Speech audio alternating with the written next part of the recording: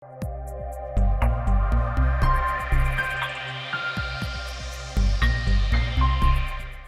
kasih, kami bersyukur pada Engkau. Kami menolak setiap roh ketidakpercayaan, setiap roh kebimbangan, keraguan. Di dalam nama Tuhan Yesus Kristus. Nah, kami percaya Roh Kudus bekerja atas kehidupan kami. Di dalam nama Tuhan Yesus. Haleluya. Amin.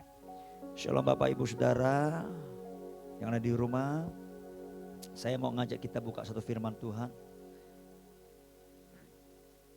Di kitab Lukas pasal yang terakhir, yakni pasal 24 ayat yang ke 50 sampai 53, Saudara. Perikop yang terakhir ya, kenaikan Yesus. Kita baru memperingati hari kenaikan Tuhan Yesus ke surga, Saudara. Nah, sesuai dengan konteksnya, ya saya mau sampaikan sesuatu buat Saudara yang Tuhan taruh di hati saya, Saudara. Saya berharap Saudara bisa membuka hati Saudara, ya pikiran Saudara untuk bisa memahaminya. Saya akan bacakan buat Saudara dari kitab Lukas pasal yang ke-24 ayat 50. Lalu Yesus membawa mereka keluar kota sampai dekat Betania. Di situ ia mengangkat tangannya dan memberkati mereka. Dan ketika ia sedang memberkati mereka, ia berpisah dari mereka dan terangkat ke surga. Mereka sujud menyembah kepadanya, lalu mereka pulang ke Yerusalem dengan sangat sukacita. Mereka senantiasa berada di dalam bait Allah dan memuliakan Allah. Nah, Saudara, ya ada satu hal yang menjadi sebuah keanehan kalau Saudara baca, katakan begini, Saudara. Ya, ketika Yesus naik ke surga, ya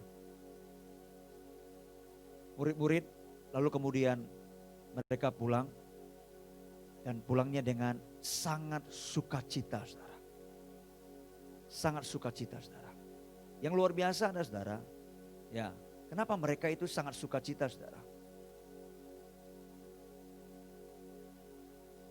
Kita tahu, Saudara, Yesus itu terpisah dengan mereka, lalu dikatakan mereka sangat sukacita. Aneh sekali, Saudara ya. Biasanya kalau orang pergi dan berpisah dengan waktu yang cukup lama, walaupun dia punya janji ya akan kembali. Tapi kalau kita mengerti akan hal itu, pasti kita akan mengalami kesedihan. Tapi murid-muridnya beda, Saudara. Ya, mereka sangat sukacita, Saudara. Aneh sekali. Ya, saya percaya semua kita yang pernah terpisah ya dengan orang-orang yang kita kasihi, dengan orang-orang yang kita sayangi, Saudara, dan itu terpisah, Saudara, dan apalagi dengan waktu yang cukup lama dia baru kembali, ya kita pasti akan mengalami rasa kehilangan, ya rasa kesedihan, Saudara, seperti itu. Ya, kalau Saudara tidak percaya, coba tanyakan kepada teman-teman fansnya Ambiar. Iya, beberapa waktu lalu ya beliau meninggal ya di Kempot seperti Saudara. Ya, saya percaya hati mereka pasti ambiar. Ya, merindukan sekali seperti itu ya. Nah, ditinggal pergi, kapan kembalinya? Tentu si ambiar itu tidak akan pernah kembali lagi, Saudara.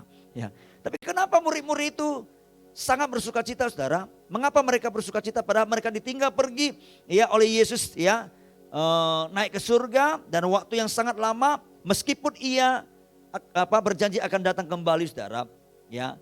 Tapi kan kita tidak tahu kapan waktunya seperti itu, Saudara. Nah, kenapa mereka sangat sukacita, Saudara? Nah, kalau Saudara baca di konteks ini, Saudara, dikatakan begini, Saudara. Ya. Lalu Yesus membawa mereka keluar kota sampai ke dekat Betania. Di situ ia mengangkat tangannya dan memberkati mereka. Ternyata mereka bersukacita itu karena Tuhan memberkati mereka. Nah, berkat apa ini, Saudara? Ini tidak hanya mengangkat tangan lalu memberkati mereka seperti itu. Tidak. Namun ada satu berkat yang Tuhan berikan bagi mereka. Ya, Yaitu di ayat sebelumnya saudara. Ada di ayat yang ke-49. Dikatakan begini. Dan aku akan mengirim kepadamu apa yang dijanjikan Bapakku. Tetapi kamu harus tinggal di dalam kota ini sampai kamu diperlengkapi dengan kekuasaan dari tempat tinggi saudara. Nah, inilah yang membuat murid-murid ya sangat bersuka cita. Mereka diberkati dengan kekuasaan dari tempat tinggi. Walaupun mereka belum menerimanya pada waktu itu saudara, tapi mereka sangat bersuka cita saudara. Nah saudara, kita tahu janji ini juga berlaku buat setiap kita yang percaya kepada Yesus. Murid-murid itu bisa bersuka cita bukan karena berkat materi, bukan karena diluputkan dari masalah, bukan saudara. Ya, murid-murid bisa bersuka cita karena mereka akan menerima penolong, yaitu Roh Kudus sendiri saudara. Roh Kudus adalah pemberian yang terbaik selain pengorbanan Yesus di atas kayu salib buat saudara dan saya. Ya, dan janji ini Tuhan berikan buat murid-murid juga berlaku buat kita saudara.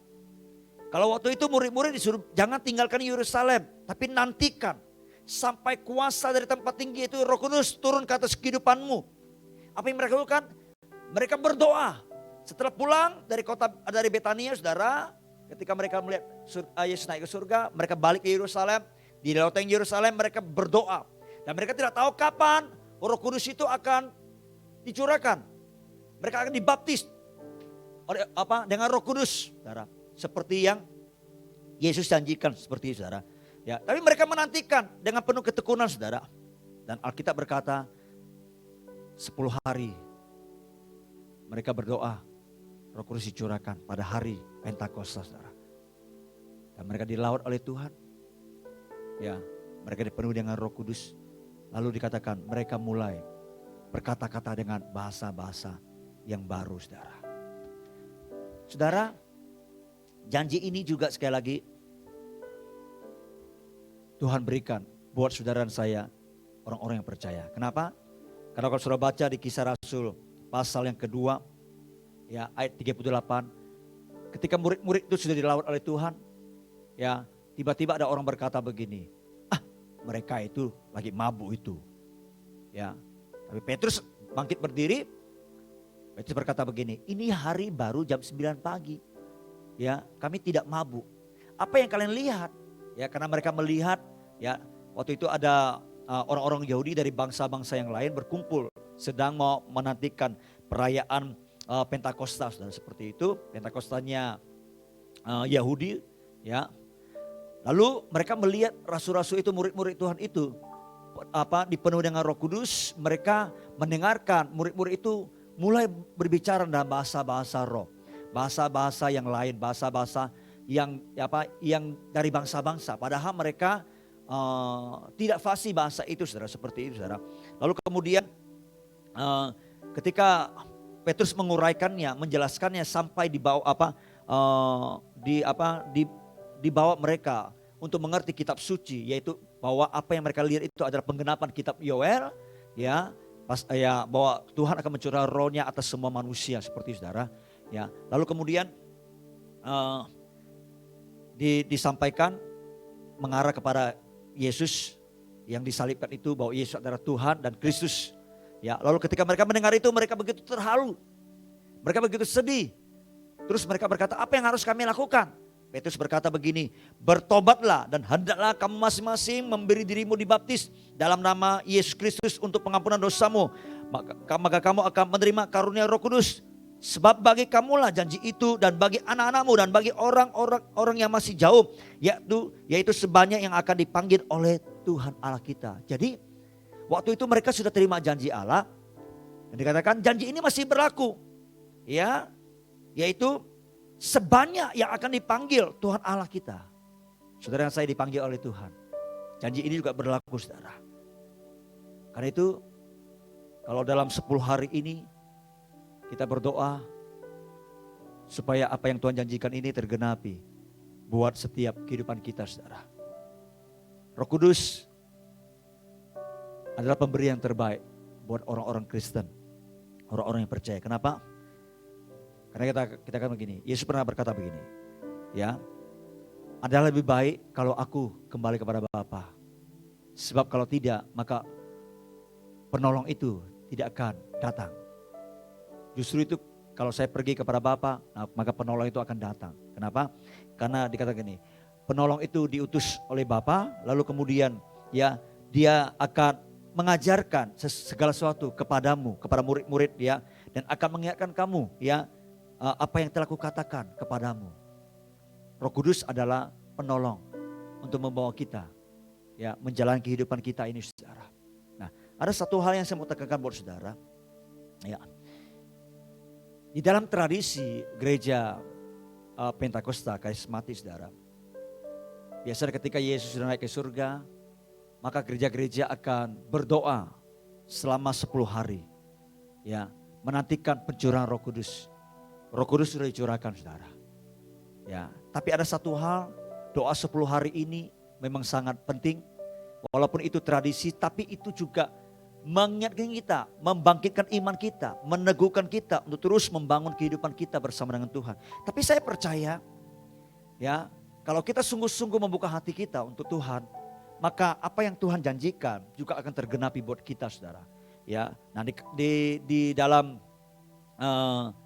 gereja Pentakosta karismatik punya tradisi dan doktrin, saudara, bahwa orang-orang yang akan digenapi janji Tuhan ini, yaitu pencurahan Roh Kudus, maka mereka akan menerima karunia Roh Kudus. Yaitu salah satunya adalah bahasa roh, saudara. Ya, memang di kalangan Kristen bahasa roh seringkali menjadi perdebatan, saudara. Tapi saya mau katakan, saudara, itu karunia yang Tuhan berikan. Tidak perlu diperdebatkan, saudara. Ya, itu penting buat orang Kristen sebenarnya. Ya, banyak orang berkata, apakah itu benar asli bahasa roh? Ya, hanya orang yang mengalaminya lah yang tahu itu asli atau bukan, saudara. Karena ini nggak bisa dijelaskan, diperdebatkan, saudara. Tapi yang kedua, saudara, karunia ini penting sekali. Kenapa?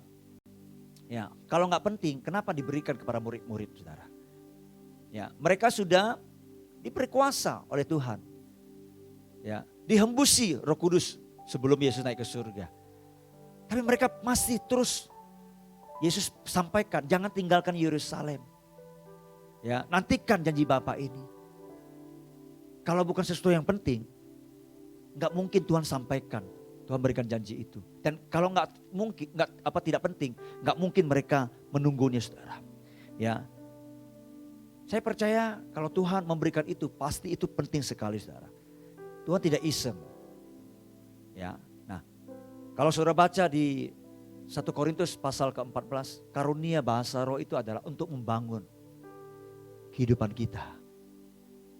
Ya, saya boleh katakan satu-satunya karunia yang untuk kepentingan diri kita sendiri adalah karunia bahasa roh. Padahal kalau kita baca berkali-kali di Alkitab, jangan mementingkan diri sendiri. Tapi karunia ini diberikan satu-satunya ya untuk kepentingan diri kita. Karena 1 Korintus pasal 14 ya ayat 2 ayat 3 dikatakan gini, barang siapa berkata-kata dalam bahasa roh, ia membangun dirinya sendiri. Untuk diri sendiri kita, saudara. Karunia ini penting buat diri kita, saudara. Ya, bahkan kalau saudara baca di kitab Roma pasal ke-8 ayat 26, ya, kalau kita ini punya kelemahan dalam berdoa, kita tidak tahu harus berdoa seperti apa. Tapi kalau kita berkata-kata dalam bahasa roh, berdoa dalam bahasa roh, saudara, Roh Kudus sendiri akan menolong kita berdoa. Saya berharap saudara tidak alergi, tidak anti, tetapi saudara punya kerinduan. Ngalami itu, saudara. Ya, nggak usah diperdebatkan. Saya berdoa, saudara yang mengikuti apa yang saya sampaikan ini, buka hati saudara. Ya, memang ya tidak mesti harus momen di waktu doa 10 hari ini.